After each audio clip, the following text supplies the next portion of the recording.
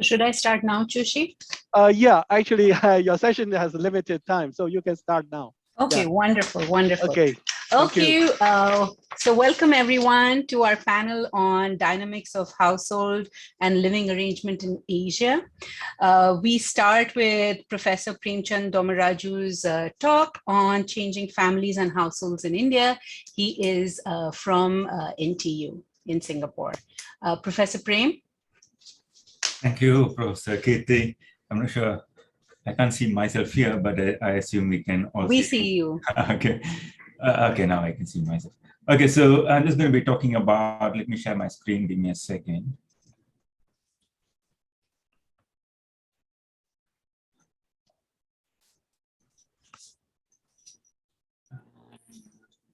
I think I don't have the permission to share my screen. Zhu, please help to give Prem the co-host. Yeah. No, he's given already. Okay. Prem, would you please try again? Okay, can. Okay, so okay, so. Just to remind everyone, all the speakers in this panel, we have 12 minutes to speak. Okay. Thank you. Okay, thank you. Okay, thank you. So let me start. I'm going to be very brief, a few things to talk about. And talking about household and living arrangements in India. So I'm going to present the demographic context and then talk a little bit about household size, living arrangements, and make some points to discuss for later on.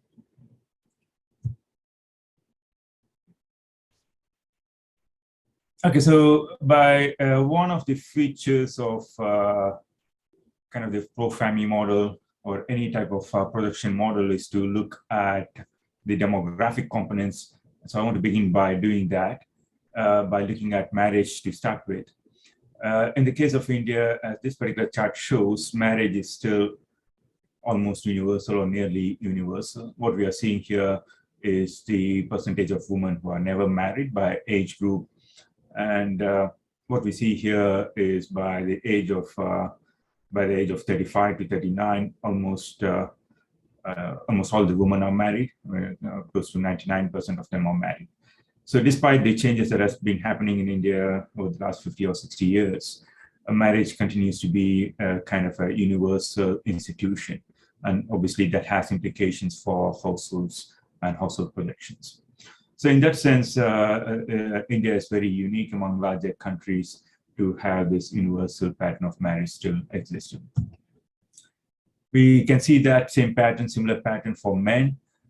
Slightly higher percent remain unmarried, but it's still less than 5% of them are unmarried by the age of 39. So again, this is showing the near universality of marriages. And marriages typically happen earlier in the life cycle of men and women. Though there have been increases in the marriage age, the median age of marriage is still less than 20 for women, and for men is slightly about 20.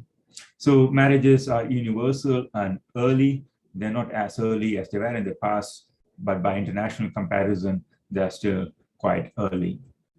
Obviously, in a large country like India, there are going to be a lot of regional variation, which I'm not showing up here, but there are variations by region, by rural-urban residents, by other characteristics, and so on. What we are, in my whole presentation, I'm just going to be focusing on the aggregate trends rather than looking at variation. So after marriage, one component that could lead to formation of new household, breakdown of households is through divorce or separation. In the case of India, again, India might be slightly unique in this context. Divorce and separation are fairly uncommon. And what this chart shows, this is from about 5 or 6 years back. But again, what this shows is that less than 2% of marriages end up in divorce or separation within the first 20 years of marriage. 2% is very low by international comparison. Most Asian countries also have higher rates of divorce. If you look at China or many other countries, have higher rates of divorce than India. In this particular chart, I've also included separation, which could include informal separations, which are not sanctioned by any court. So even if you take a broader definition of separation on divorce, we still end up with very small proportion in terms of proportion of marriages that end up in divorce or separation, and people are not living together. So that's about marriage and divorce. And as we can see, there's been a lot of stability in patterns, though there are changes. We see that marriage is still universal. Divorce, even though it's increasing, is nowhere near other countries of similar economic status. One thing that has obviously changed quite a lot in India is a demographic component is about the fertility. In this particular chart, we look at fertility over a long term, and as we can see, fertility over the last 30-40 years has declined. It's slightly over 2 right now, but it's very close to replacement. And this has been a very big change, and it has implications for households and families. So, I mean, there have been a lot of reasons proposed for why fertility has declined, including the role of family planning programs, including the role of expanding women's education and so on. But throughout India, what we are seeing is that people are having fewer and fewer children. And in many parts of India, many families have only one child, right? So, so this has been a big change in India. Going back, we saw that almost everybody gets married, and almost everyone or most of them have children, but we are seeing a reduction in the children that people are having, especially children at higher parities. So families with 4 or 5 children are very unusual now compared to the past. The final component that I want to look at is about life expectancy. Here we see, as we have seen in many other countries, quite a rapid increase in life expectancy. Right now, it's close to 70 years. One major reason for that has been decline in child mortality rates and infant mortality rates. And this has happened throughout India, and this has pushed up life expectancy. Finally, putting all those things together, if you put all those things together and look at the age structure of the population, we see that those who are below 25, in terms of population, in terms of numbers, it's already started to decline.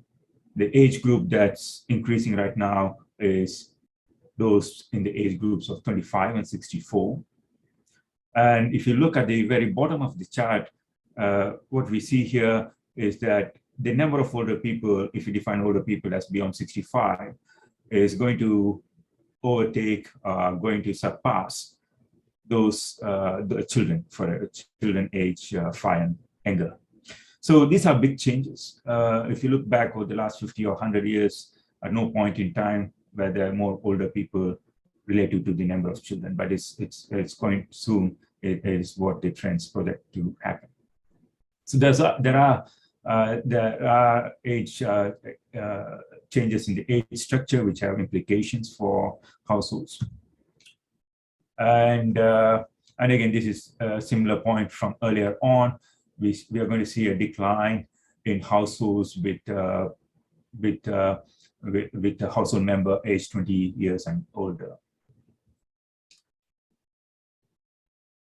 So now, if we are looking at household size, what we have seen from earlier on demographic changes, we have seen that fertility has been declining, and fertility and the number of children are big contributors for household size, among other factors. And due to the declining fertility rates, we can see that the household size are also declining over time. Here, the data is a little bit messy because in this particular chart reports data from both IPUMS and DHS, and IPUMS uses census data and uses a different set of data sets from DHS. And therefore, there are differences between these two data sets, and the numbers don't match up. And sometimes the trends are not very clear if you put these two data sets together. But what we can focus on is the general trends. We see that for most households in India have about 4 to 5 people in there. And very few households have just one person in there. So the most common type of households are households which have about 4 to 5 people. Going forward, I mean, one of the narratives that has been promoted is that there were a lot of joint families or multi-generational households in the past, and those types of households were, in a sense, provide support to household members or families, and they were the sources of support. And one of the narrative is that with the advent of modernization, industrialization, and westernization, families begin to break up, and the social support for older people begins to decline. Again, as I say this as a narrative, but what I want to point out is that this narrative is or may not be a correct narrative. If you look back at historical evidence, there's very limited evidence to suggest that, at least over the last 150 years, multi-generational families were common. But there were multi-generational families, but it doesn't appear that multi-generational families were the dominant type of family types, even historically speaking. If you look at least over the last 50 years for which we have more data, and this particular chart looks at that, we can see that a couple with children constitute about 40%, 40 to 45% of household types in India. And other types of households that are much more common include extended families. So couple with children and extended families account for close to 70 to 80% of household types in India over time.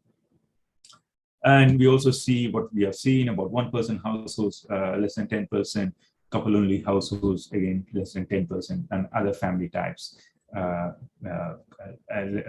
5% and lower. So if you look at, I mean, this is from a recent article from Britain, look at nuclear households, proportion of households which are nuclear over time between 1980 and 2010 has not substantially changed, right? You see a similar proportion of households which belong to this nuclear category. And one of the points that I want to make is that even though there has been a lot of changes in India, the household structure has not radically changed, especially when it comes to nuclear households, remain almost the same. You have 1 minute. Okay, so I'm going to wrap up quite soon. So I'm going to skip some of those things in the interest of time, and I'll come back to my final point here, is that the changes in household types over the last 3 or so decades has been very gradual in India, despite the massive changes in demographic aspects and economic aspects and social aspects. And many of the households data that we have are based on statistical households, based on specific definitions used in DHS or in the census. These are not real households, because what I call it as a statistical households may or may not mirror family structures fully, and therefore we should be very careful in equating statistical households with families or real households. And living arrangements like household structure should not be taken as a proxy for the type of care or support received by family members. And with that, I'm going to end. I'm happy to take questions at the end. Thank you. Thank you so much, Prem. Sorry for rushing you. Let me stop my sharing. Yeah. So we move on to the next presentation, which is on population dynamics and changes in household and living patterns in Pakistan. May I invite Mr. Sabahat Hussain from Population Council? Thank you. Hi, everyone. Thank you, Dr. Kriti, and thank you, Professor Fang, for providing the opportunity to take part in the second conference. So I was lucky enough to attend the first conference in Beijing Live, I think 2 years back, and this is the second conference. Let me share my screen.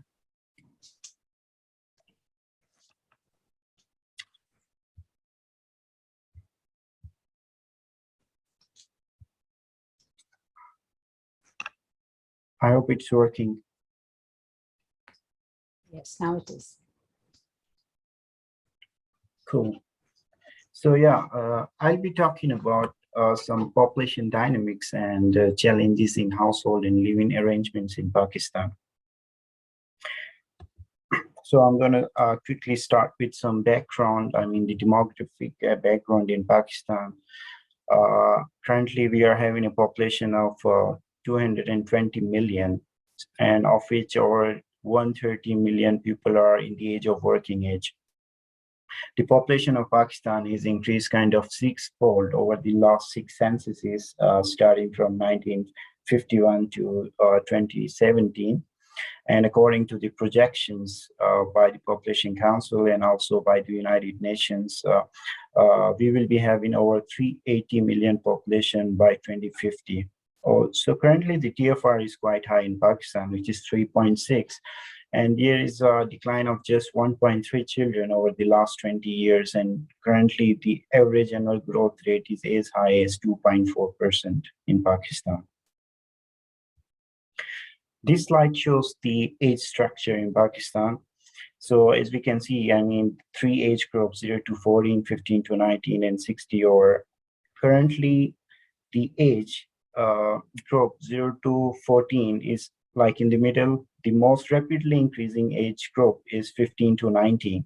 So this could be also, I mean, could be seen in these population pyramids. I mean, one is the current pyramid based on the last census, the census 2017, and the second pyramid based on the population projections. So, I mean, here we can see that we are having a huge working age population over the next centuries or the next decade, sorry. So we have a huge opportunity of the demographic dividend. We have to reap this opportunity. So I mean, the government has to work a lot on the employment of the working age people and provide them the employment opportunities. This slide shows the fertility transition in Pakistan. So, I mean, here we can see, as I said earlier, the TFR is just, I mean, as high as 3.6 in Pakistan. But if we look at the urban-rural differences, yeah, I mean, it's as high as 5.1. I mean, it was in 1991, and it has slightly declined to 3.9 in 2017. This is the comparison of 4 PDHSCs conducted so far in Pakistan. So here I'm going to show the urbanization trends and projections. I mean, here we can see how the urbanization is taking place. Currently, the urbanization rate in Pakistan is 36%. So, and according to the projections, the urban population will cross the rural proportion in by 2047. But if we look at the urbanization in the region, I mean, in the South Asia, Pakistan has the highest urbanization rates, except for Maldives and Bhutan.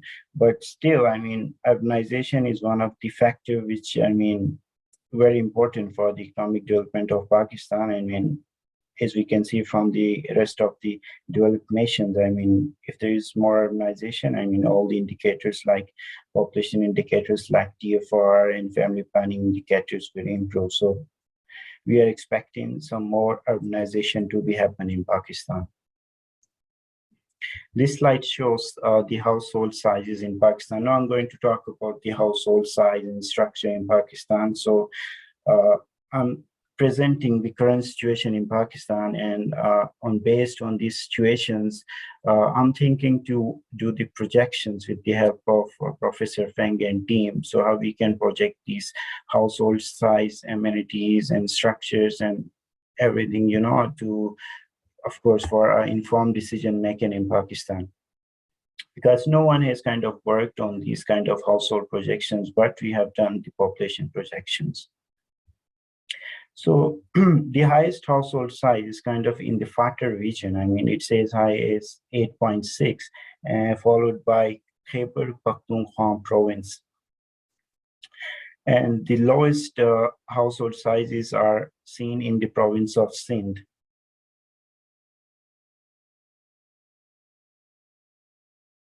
Followed by Islamabad. In this slide, I'll be showing the percent of households by number of rooms and by rural urban. So most of the households in Pakistan, majority, I would say, have 1 or 2 rooms. It's like more than 60% of households have just 1 or 2 rooms, and we can see in the first left side graph. By urban rural, the 1-room households are higher in rural areas, but after that, the 2-room households or 3-room households are higher in the urban areas.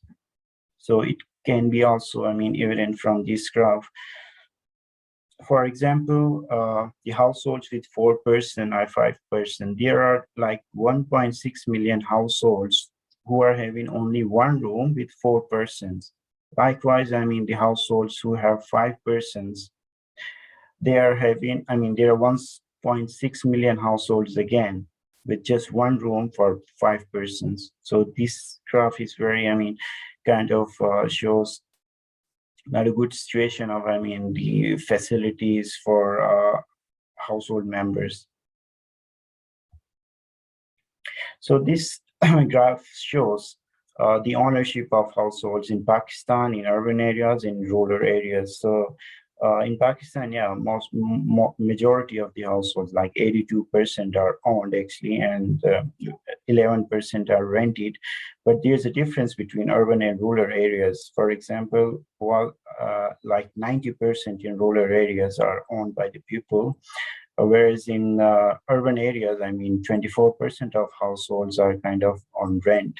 And there are some few households which are rent-free. Actually, these are mostly in the rural areas. So here's the gender difference of the ownership. For example, in Pakistan, of course, vast majority, like 93% of the households are owned by male. But there's a small difference between urban and rural areas. For example, in urban areas, like about 10% of the households are owned by females, compared to rural areas where only like 6% of the households are owned by females. And there's a small proportion for transgender. I have included this just to show the complete population structure. The household structure of what it is being constructed, the housing period of construction by rural areas and in rural urban areas. So I'm showing the percent distribution. For example, in Pakistan,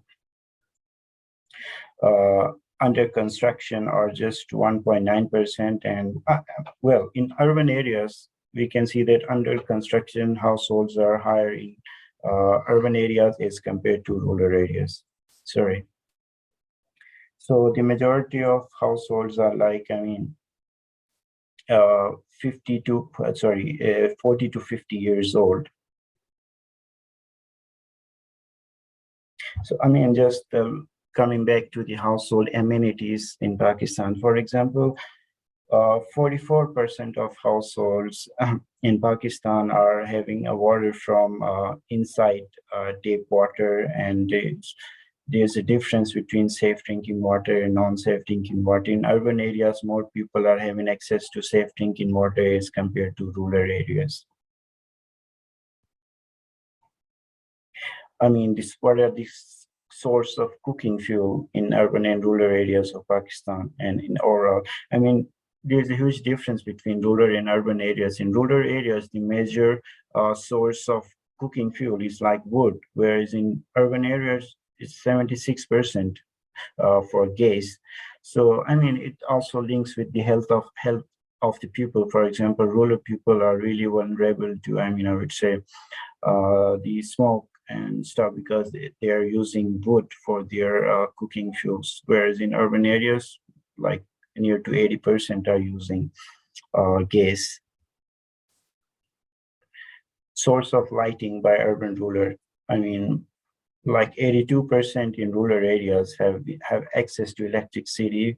I mean, still 18% do not have access to electricity in rural areas of Pakistan, whereas in urban areas, I mean, nearly 100%, but still 3% have no access to electricity even in the urban areas of Pakistan. I mean, this is like housing units by kitchen and bathroom and latrines. So I'm really interested, Professor Feng, to do projections based on these statistics. These all are kind of, I would say, the new analysis, I mean, has been conducted using the census data. I have extracted these graphs using the micro data of the census, and no one has kind of, I mean, people have looked at it, but my intention is to look at these things, to do the projections of these things, I mean, these household amenities. For example, if you look at the kitchen, the households in rural areas, I mean, yeah, there's a separate kitchen. 48% of households have separate kitchen, but in urban areas it's higher, 65% shared kitchen and no kitchen. I mean, in like rural areas, 33% of households have no kitchen at all. And if you look at the bathrooms in urban areas, even 3% of households in urban areas have no bathrooms. And I mean, like 25% of households in rural areas have no bathroom. Like if we look at the latrine, 23% of households in rural areas have no latrine. So, I mean, it shows the connected with sewage. I mean, the latrines are 65% in urban areas, but only 10% in rural areas. So these are kind of very, I would say, kind of dangerous statistics, which show. Mr. Hussain, you have a minute left. Yeah, all right, thank you. I'm almost done. So this shows the housing material of the roofs and the walls of the households in Pakistan. For example, in Pakistan, most of the households are built with like RCC and RBC and iron tea sheet. But there's a difference between urban and rural areas. In urban areas, the major source of material for household construction is RCC or RBC, whereas in rural areas, the major source or major material used for household construction is iron sheets. I end here. Thank you so much. Thank you so much. Let's move on to our next talk, which is by Dr. Jabendra Bhandari from the United Nations Program on HIV and AIDS. He shall be speaking on changes in household and living arrangement in Pakistan. The floor is yours, Dr. Bhandari. Thank you very much, Dr. Akirti. And first of all, I want to thank Professor Feng Quisin and team at National University Singapore and his team for this great opportunity to participate and present some of my sharing. And I'm also grateful to the respected professor of conference organizing committee, panelists, participants. Very good afternoon to all. I hope my voice is okay. Is it audible? Yes, it is. So I have a very brief presentation and I will try to be in time, and I would like to share my presentation. I hope it is possible. So I'm trying. We can see it. Thank you. Yeah. Now it's okay. Yes. Yes. Thank you very much for this confirmation. So changing a household and living arrangements in Nepal, and some of the reflections I would like to share here.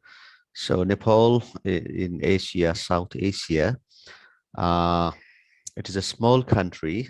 Just to give you a very brief glimpse here.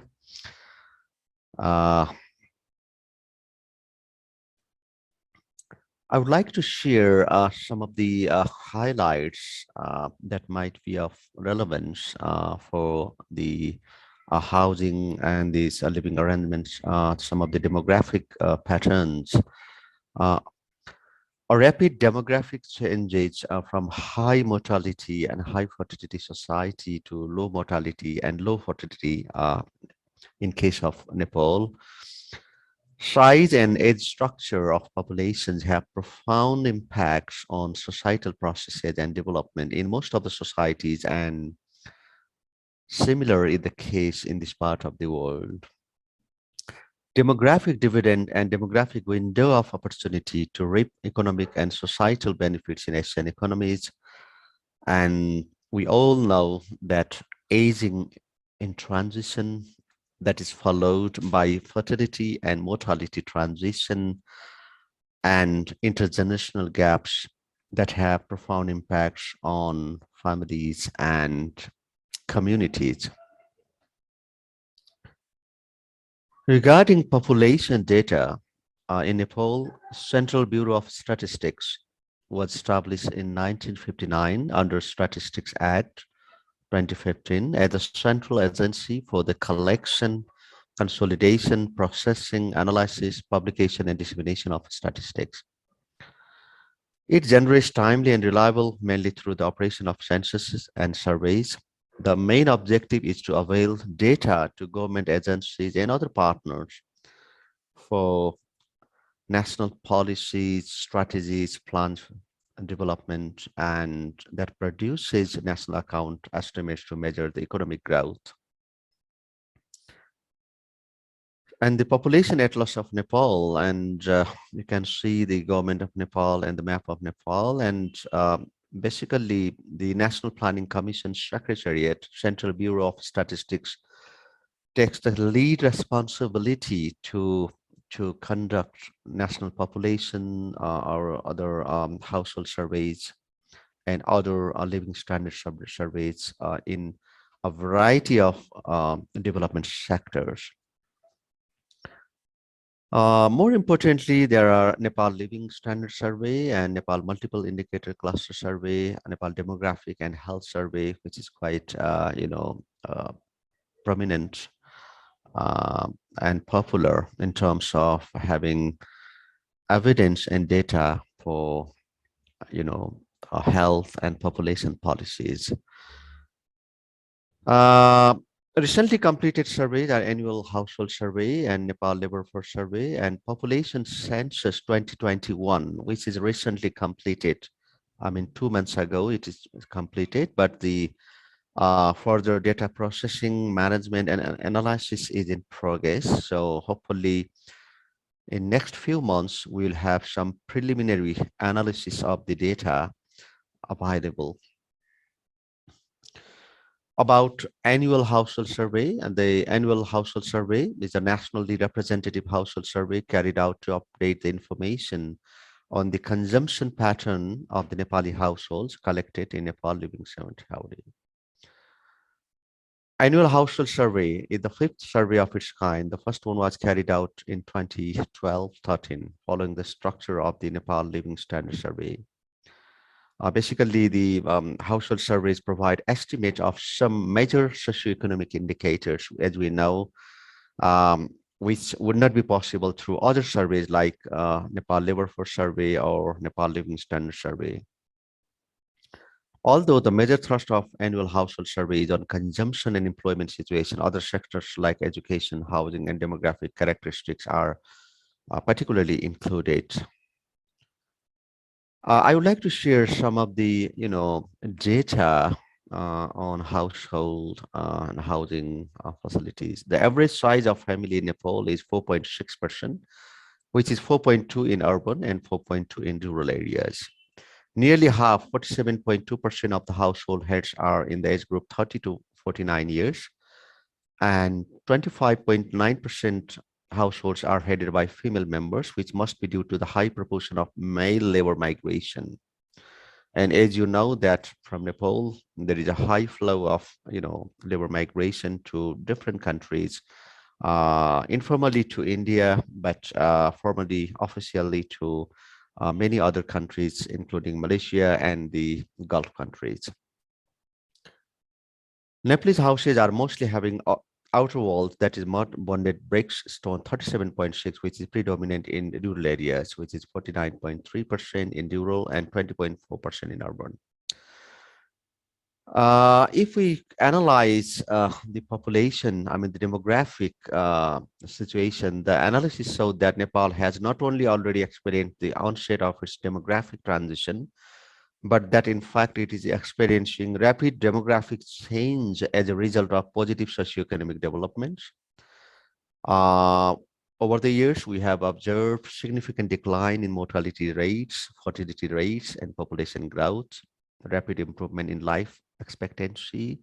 I can show some of the slides later. Demographic estimates and population projections have widely been used by governments and policymakers as a policy and planning instrument or tool or framework. The science of demography can thus be a remarkably useful tool for development planning because we can have the data from population census, different projections such as households and living arrangements, and other surveys, demographic surveys. I want to give one small snapshot of Nepal multiple indicator cluster survey, which was completed in 2029, 2 years back.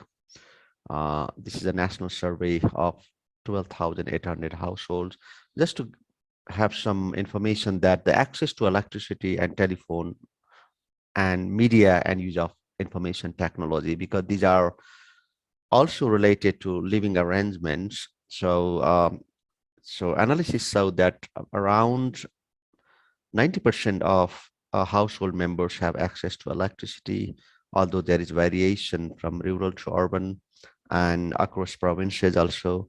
96.2% of households have a telephone, fixed line, or mobile. 4.1% of women aged 15 to 49 years who at least once a week read a newspaper or magazine, listen to the radio, and watch television, as compared to 12.9% of men of the same age. So there is also gender differences in terms of access to, media and use of information technology. 1 out of every 2, that is around 51% household, have reported to have access to internet by any device, which indicates the significant use of internet at home.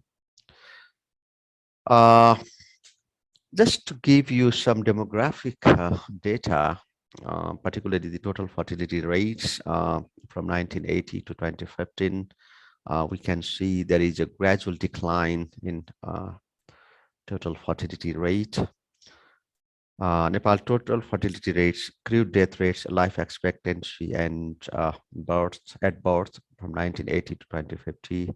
So the life expectancy is rise gradually, and the crude death rate is declining. And similarly, as I mentioned, total fertility rate is also declining from 5.6 from in 1980-85 to 2010 to 15, 2.32. Similarly, the population growth rate is also about 1.2, from 1.24% to 1.1% until 2015. You have 1 minute, Professor. Okay, population outlooks. You can see it. So transitioning to aging society, aging population is a key concern for development. So there is a greater need and attention on how older people are living in families, status of living arrangement. We can see the aging population is also on rise, like many other South Asian countries, as you know. There are some implications. I want to just specifically tell the demographic trends themselves, so they are influenced by and sensitive to policy actions, capitalizing past investments across development sectors, and Lengthening the window of opportunity, Nepal began the demographic transition at a time when age at marriage and births were low. That means room for investment on housing, living arrangements, education, and health that promote opportunities for poor and vulnerable populations. Other implications are on older people, a strategy for raising more productive future generations, and the COVID-19 pandemic, as we all know, have changed the way we live and work and have several implications like lockdown, travel restriction, domestic violence, loneliness, suicide, limited social harmony, and other safer living constraints and challenges. Uh, Issues for considerations, the migration, internal and international migration that have impacts on these housing and house living arrangements, COVID-19, disaster, mobility and urbanizations, uh, the population and housing projection in both urban and rural areas, but limited capacity due to resources and technology. Similarly, I would like to share that the capacity building of government officials, researchers, scholars on household projection and living arrangements. I mean, new tools, technologies, and applications are critical to enhance, the capacity of the government, local government, the federal government, to have these surveys and policy actions. This is all from my side. Thank you. Thank you so much. Thank you. Thank you, Professor Jabindra. Now we shall move to a talk by Professor Praveen Kaur, who is going to be speaking on patterns and determinants of the elderly living arrangements in Asia. She is from the University of Malaysia, Sarawak. Professor Kaur, may I request you to turn on your video? Thank you. Thank you, Dr. Kirti. And a very good afternoon to everyone. Thank you very much, Professor Zengyi, Professor Feng Kuishi, for inviting me to the esteemed conference. I will now do a screen sharing on my presentation today.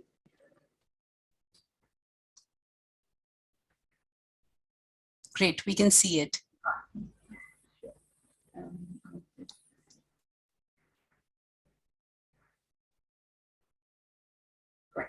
A very good afternoon again. The presentation, the title of my presentation is Patterns and Determinants of the Elderly Living Arrangements in Asia. So my name is Praveen and I'm a lecturer here at University of Malaysia, Sarawak. So if you know about Sarawak, this is the land of the rainforest and hornbill. Please do come and visit this beautiful place. Okay. So I go to the next slide. The next slide is I'll just introduce a little bit about the Asian countries. As we know, Asian countries have very close-knitted families. I think all our speakers have been restating about that. The very strong cultural values and upholding tradition, customs, and all those. But nevertheless, there is now an increasing trend of elderly abandonment. Although Asian countries rank the lowest of elderly living alone, which is less than 1%, but countries still show an increasing pattern of elderly living alone or living in institutional care, co-residence with strangers, etc. We must remember that the rights of the elderly on their living arrangements is the fundamental rights under human rights, and this is also very much mapped by the United Nations SDG goals. The objectives of the study is looking at document analysis of patterns of elderly living arrangements in Asian countries and to look at the factors associated with this choice of arrangements. The main hypothesis is to look whether family support is the main reason why the system is in place or not in place. The methodology, as I said, that I have sourced through few documents, 11 or 12 documents, ranging from 2010 to 2020.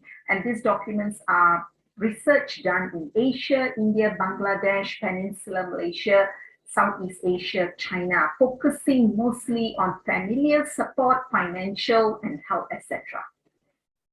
So looking at the analysis drawn from all these articles here, I'll just summarize the important ones.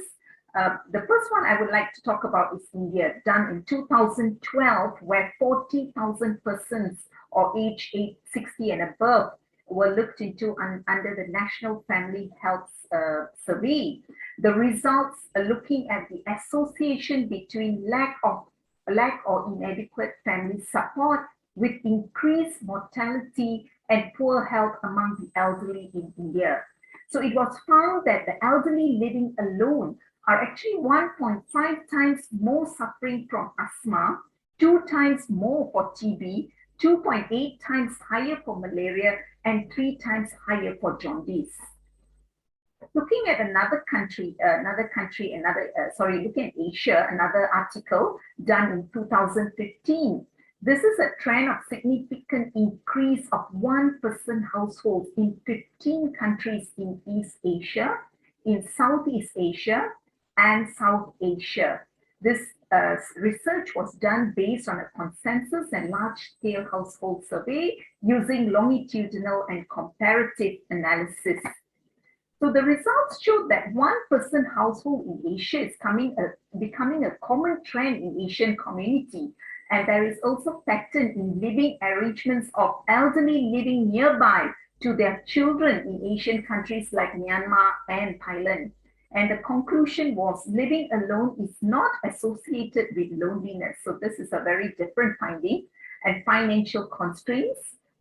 So if you live alone, it doesn't mean you have financial constraints or lack of family support. Maybe it's a choice and maybe it's independence.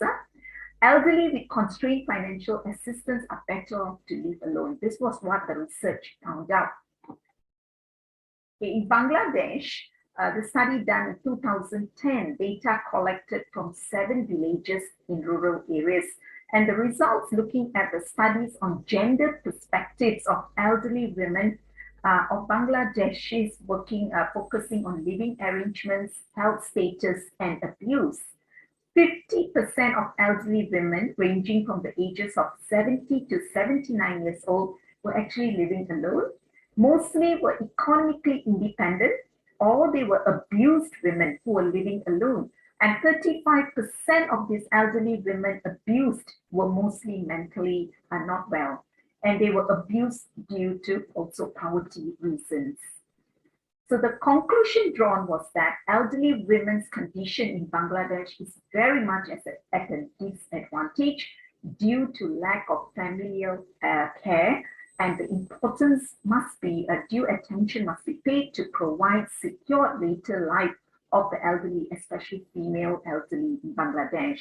So there were recommendations drawn that centers should be established looking after these elderly who were abandoned. This is another study in 2017. The results explored socio-economic conditions and living arrangements of elderly based on gender representations of male and female. So they found that elderly were giving positive opinion of their living arrangements. Half of the elderly living with their spouse, and they enjoyed good infrastructure, physical activities, electricity, water, toilet ventilation, and lighting. They found that 86.3% elderly who were living separately from the children have separate living space with proper infrastructure. And the conclusion drawn were elderly pattern of living arrangement does not wholly depend on familial support. So elderly people desire to maintain their independence, and income is a pertinent factor in living arrangements. Looking at another article drawn in 2014, this was based on the Indian Human Development Survey. It explores on association between multi-generational household and health of elderly in India.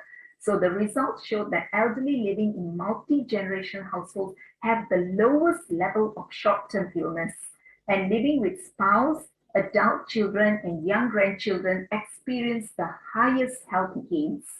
So health advantage diminishes when elderly live only with a spouse and adult children, and further diminishes when they live only with their spouse. So solitary living is associated with highest likelihood of short-term morbidity, and good health associated with household wealth, gender, household size, and urban residence. So the conclusion was that multi-generation household contributes towards the wellness of elderly and especially in their health.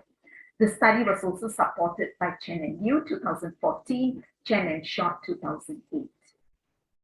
Looking at Peninsular Malaysia, so this data was drawn from 1,880 Malaysians, elderly Malaysians. It examined the associations between different types of living arrangements and life satisfaction in older Malaysians, looking at especially the mediating effect of social support function. So it was found that living with children was the typical pattern of living arrangements for older people in Peninsular Malaysia. And living with a spouse and a co-residency with children, both associated with better life satisfaction and social support function. So the mediating effect of social support function enhanced the relation between living arrangements and life satisfaction.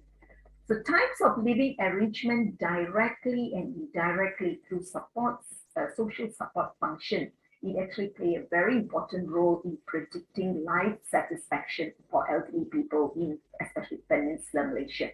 So they found that elderly that lived alone had lower life satisfaction.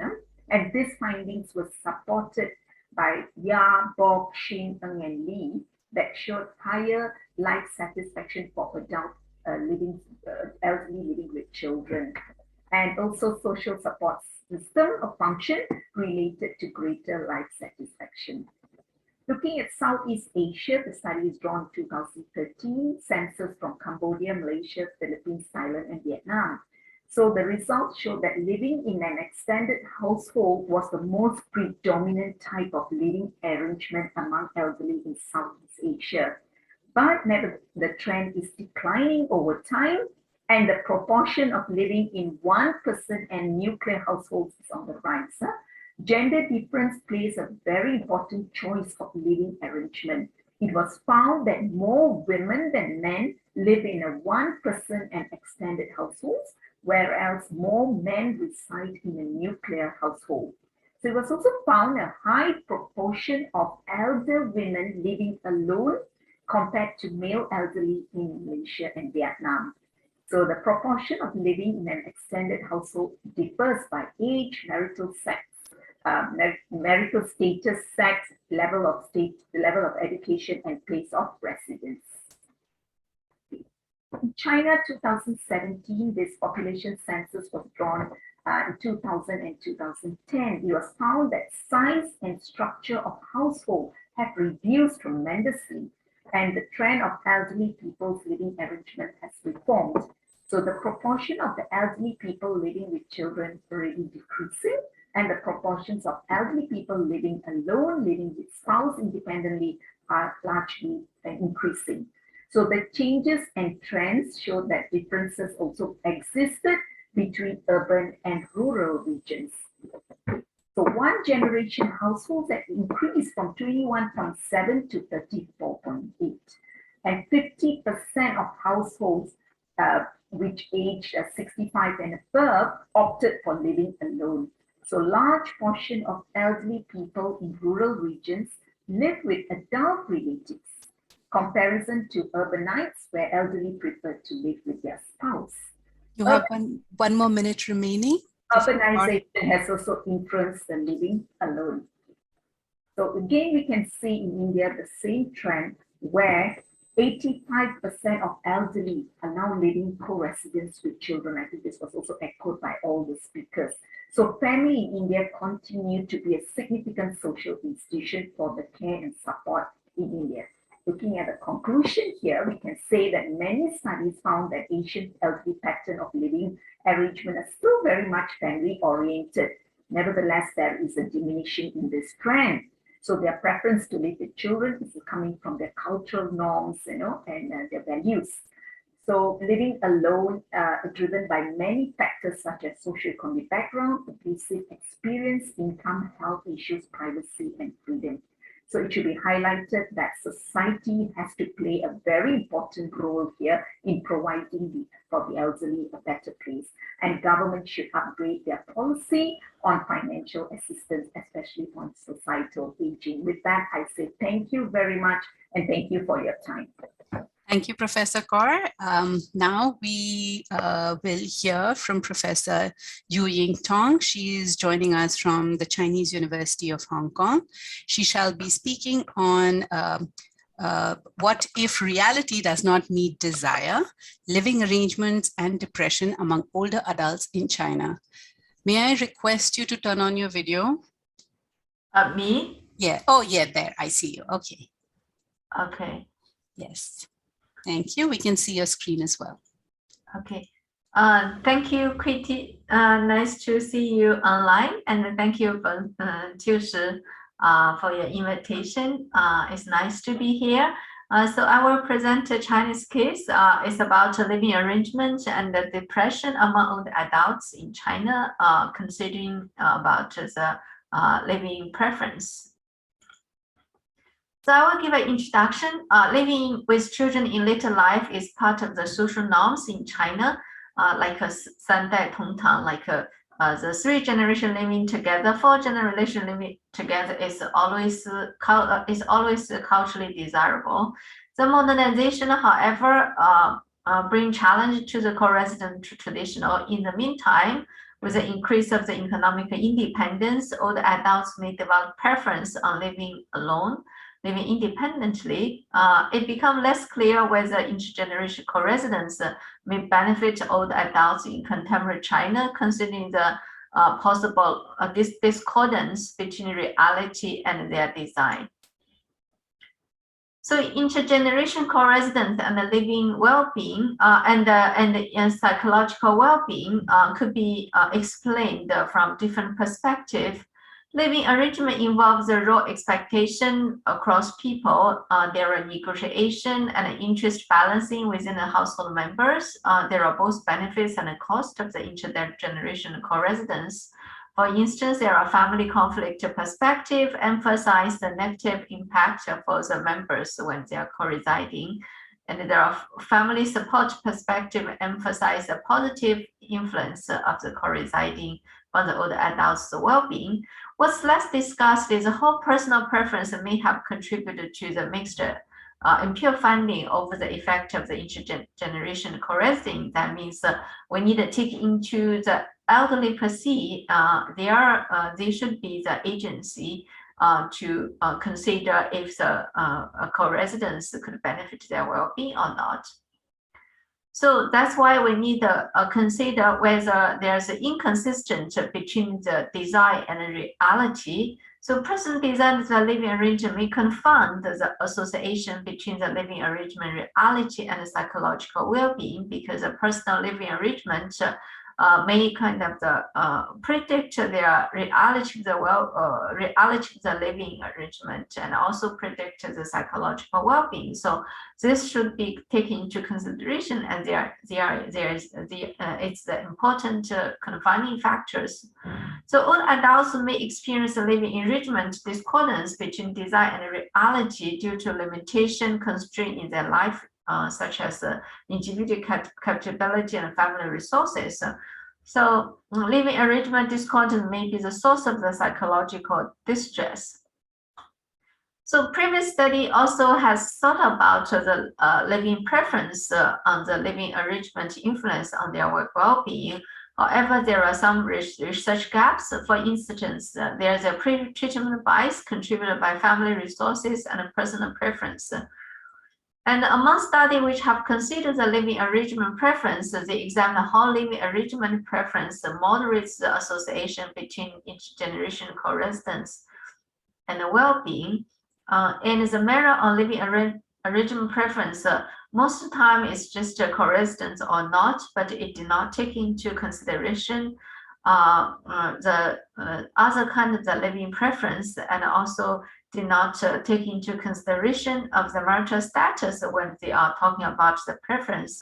So married adults and non-married adults may have different preference in terms of their living arrangement. So in this study, we look at two research questions. One is, how is intergenerational co-residence associated with psychological well-being of the older adults when considering personal preference of the older adults?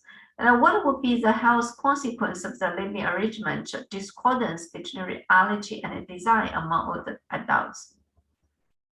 So we use data charts in 2011 in China. Where dependent variable is depression score, and the independent variable we look at the living arrangement. We look at the co-residence, living close by, and living further. And when talking about the living arrangement discordance, we have 6 categories. So co-residence as design, co-residence but not design, living close by as design, and living close by but not design. Living further away as design, living further but design not. We use OLS regression and inverse probability weighting to take into consideration of the bias of the living arrangement. So first, let's look at what factors have contributed their actual living arrangement. So when we look at the actual living arrangement influence on depression, we wanted to know what factors contribute to their living arrangement. So we have looked at this. We found that older adults who prefer independent living are more likely to live independently. So that means we need to take into living preference when look at the factors contribute to the living arrangement. Then after then the second step, we look at how the living arrangement is associated with depression score, and we found that designed living arrangement is a significant predictor. If elderly live as a design, they have a better health condition, mental health condition compared with living with children. Older adults living close by report a significant higher level of the depression. So, so that means the co-residence maybe benefit those elderly when we take into consideration of their preference. However, living further, when they are living further, if we take into consideration of their preference, living further compared to co-residence does not really lead to a worse mental health. And when we use HEW to take into consideration of the selection bias of the actual living arrangement, then we found that among those co-residents, among those who prefer among those who live as a design, living close by and living further, there's no significant differences comparing living with their children. That means as long as the old adults live as a design, it not necessarily benefit their health when they are living with their old adults together. So that means living as design is important factors for their mental health. And then we further look at by looking at the discordance between living arrangement and living preference, and we found that based on the HEW model, we found that compared with the co-residence as design, co-residence but design not is associated with a higher depression. That means if they live not following their preference, they will report higher depression. Among older adults living as a design, living close by is associated with higher depression than living with children. So we can see that there are 6 types of discordance or concordance. You can see that there are living with children as the design has the lowest depression score, and however, living further as design, there's no significant differences from living with children as design. However, live close by but design has a relatively higher depression score, and also all the living not desire category have higher depression score. So to conclude, we showed that the living arrangement preference confounds the association between living arrangement, reality, and psychological well-being among the old adults. That means it's very important to consider the living preference when we look at whether co-residence would benefit older adults or not. And compared with co-residents, older adults living close by and living further do not report higher level of the depression in general. And the personal preference moderates the association between living arrangement and the psychological well-being. Compared with older adults living with children as desired, older adults not living as desired report higher level of the depression. So the benefit of the co-resident is significant for those who have such desire. Among older adults living as desired, older adults living close by report higher level of the depression compared with their counterpart living with children. That means within the categories who are living as desired, those who are living with their children report good mental health. But if they live close by as desired, their mental health is worse compared to residing with their children as desired. So there is some limitation about this study.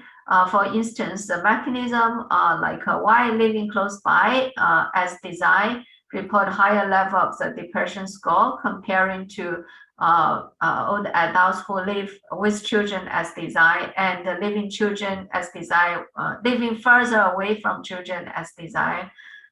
So there is some of the possibility could be explored further, such as their interaction between the living close by children and their parents and their other factors. What makes them live close, willing to live close by instead of living as design, living together as their design. Maybe there are prior conflict between children and the parents, so they are willing to live close by, but they still feel depressed, a bit more depressed. And also you have 1 more minute. Okay, so I can end it now. Thank you. Thank you. Okay, no, please finish. Okay, I finished. Okay, wonderful. Okay, thank you so much for to all the speakers for a very insightful presentation. We have a few questions in the chat box which haven't been answered. I'm going to read the questions in order to save time. Prem, we are going to start with you first. You have a few questions. Chushi asks, could you elaborate a bit more about not to take the living arrangement as a proxy of social support? This is a very interesting point. Okay, would you like to answer that first? Yeah, this is in the context of older people, because a lot of studies have been done to show that living arrangements may not mirror the type of support people receive or the type of support people give. Even if you're in a nuclear family, it doesn't mean that you're not going to support your older parents who are living elsewhere outside of your house. So this is what I meant, is that you don't need to live in the same house. For instance, not living in the same house doesn't mean that you're not receiving support that you need. I mean, that was what I was alluding to there. Okay, thank you. The next question is from Professor Anata, who asks, is it common to have co-residents with non-related people, including domestic workers?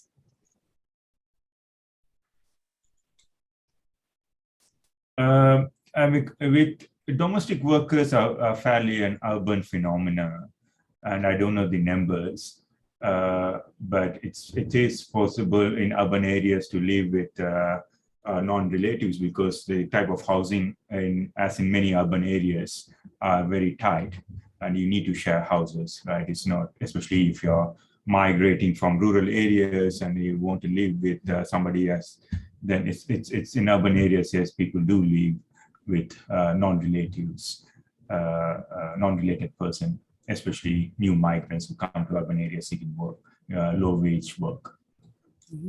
Thank you. And we have another question from Professor Hayashi, who asks, the difference in DHS and IPUM census is important. It is a common thing in other parts of the world also. Did you analyze what makes the difference and with which data should be used, especially for household structure research? I mean, that's an excellent question. I personally have not used IPUMS for the Indian case, because for the Indian case, IPUMS does not use the census because the Indian census has not been released to the public, the micro census. So IPUMS data, Indian data in IPUMS is actually based on the National Sample Survey, which is very different from other IPUMS, which usually is micro census data. So I've not used the National Sample Survey. I don't know how they define households. I would assume, again, it's a very good point that we should look at the definitions, because not all surveys use the exact same definition. And the data collections are done by very different agencies. For the National Sample Survey, it's done by the government agency. DHS usually is contracted out to private sector people, and then they collect the data and so on. So again, we should be cautious, because as we see, there could be a big difference in which data set that you're going to use. So yes, I agree with the point, and it's worthwhile looking at what are the reasons for those differences. Yes. Thank you for the questions. Thank you everyone for the questions here.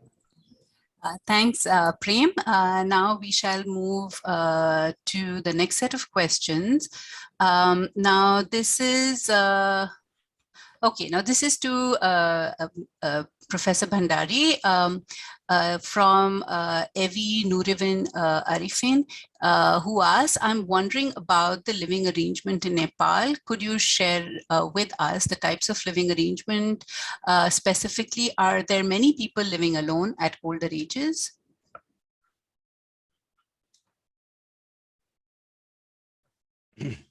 Thank you. I was about to answer that in the chat box also, and this is a very interesting question. Thank you so much.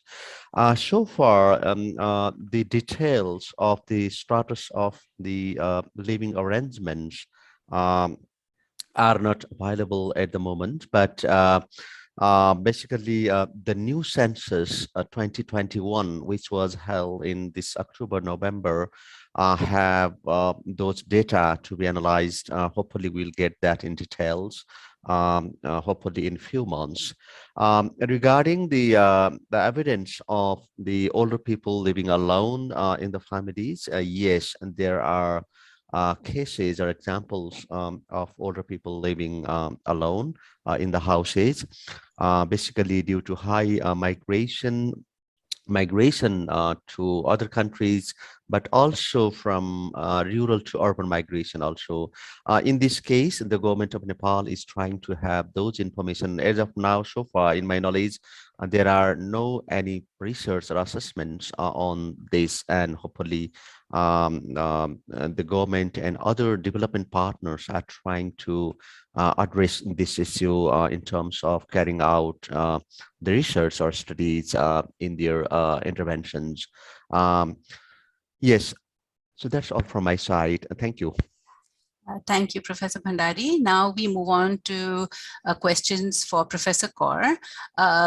Professor Aris Anata asked, it is a very comprehensive presentation. He wants to know, when an older person lives alone, how to support his or her life. You mentioned that in South Asia, the social support is very strong. Could you give us examples of social support? Thank you very much, Dr. Preeti. Thank you very much, Prof, for the question.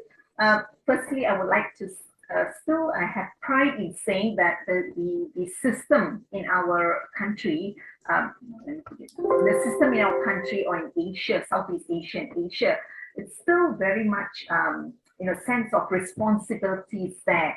even though there is this nuclear families and the elderly want independence and they want to come out from this home, sometimes it's by their choice. Nevertheless, there is this responsibility from their family members or from their children to take care of them from long distance, meaning like, getting caretakers, getting maids to be with them.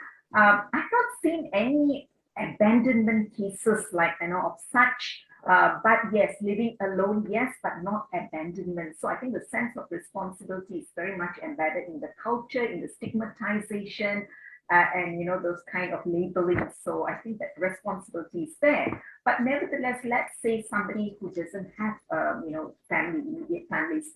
So there is this neighborhood or this community responsibility. And the communities take charge on helping the elderly in that community. I don't think any community has ignored this elderly's plights. So there is a need for emotional, spiritual, psychological need, and this can come from community engagement, can come from religious activities, leisure activities, associations, and so forth. So social supports come in different forms if you do not even live with your family. Thank you very much. Thank you. We have one more question for Prem. This is from Dr. Sahu. He asks, instead of zation, migration plays an important role for the breakdown of the family. Sorry, Prem, we can't hear you. Okay, sorry. Yeah, that's a very good point. I didn't touch upon migration, but that's an excellent point. I had a slide which shows the urbanization rate in India is close to 50% now. It was quite... You can show us now because we have a few minutes. I closed my PowerPoint. Oh, okay. All right. No worries. But anyway, so that's a good point because it's not as high as other countries, but it's picking up. The urbanization rate is picking up. So definitely internal migration, migration from rural to urban areas is a big issue, and that could lead to household formation, household dissolution, and so on. So that's a very important point. Yeah. Thank you. Okay, I think there are no additional questions in the chat box. Do you have other questions? You can ask the speakers. They're right here. We have another message. Just a moment, please. Okay, there is a question for Professor Yu Ying, and it is from Arifin. You just raised a seldom discussed issue on living arrangement discordance. It seems that influences psychological well-being. How to avoid that discordance from policy point of view? Okay, wow, thank you for the question. This is a very hard question.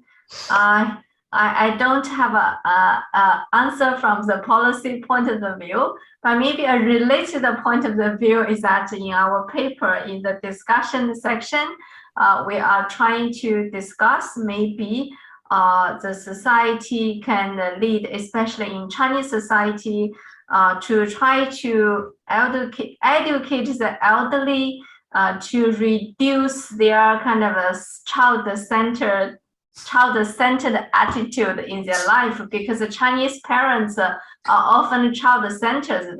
They kind of walking around their children in their entire life from the very young baby until when after the children got married, etc.